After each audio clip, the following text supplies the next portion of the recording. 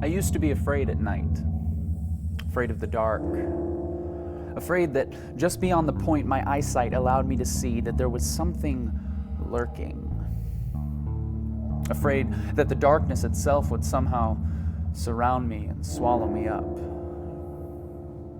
as if darkness were anything more than simply the absence of light. I used to be afraid of tomorrow, afraid that who I was would continually dictate who I am, and that who I would be might be someone who I didn't like very much at all, as if there was no such thing as being made new.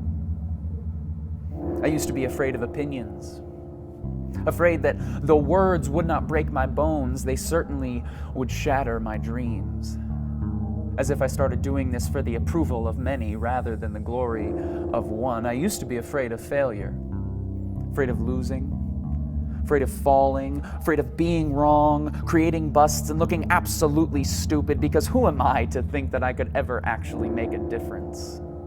As if those setbacks were anything more than stepping stones on the path to success.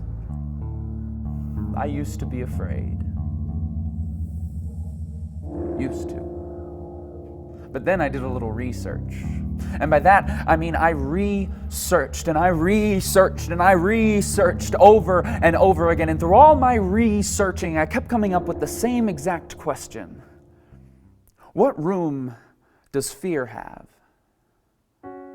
What room does fear have when I cling to trust? What room does fear have when I lean on hope? What room does fear have when I search for something more, when I discover what's good, and when I stand in awe? When I run with perseverance, when I walk by faith, and when I rest in comfort? What room does fear have when I sing with praise, when I take hold of inspiration, explore the possibilities, and step into freedom?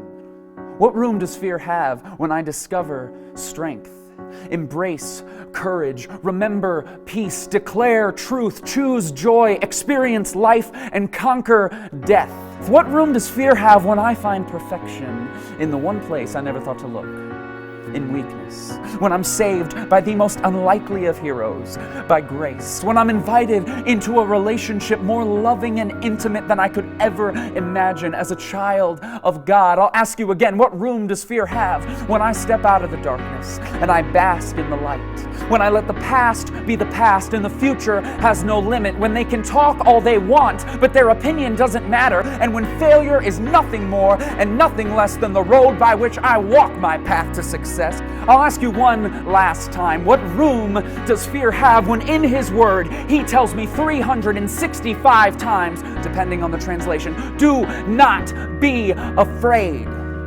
As if I needed to hear that every single day. And as if that's how many times I needed to hear it before I finally believed it. What room does fear have when I make room for love? What are you afraid of?